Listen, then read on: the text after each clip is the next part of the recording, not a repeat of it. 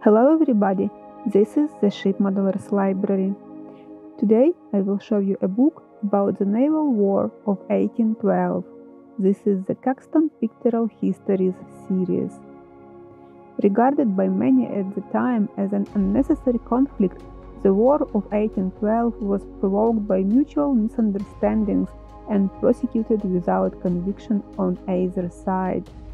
As with the rest of the series, the emphasis is on eyewitnesses material, including diaries, journals, and sketchbooks of the participants, to provide a detailed pictorial history of the war.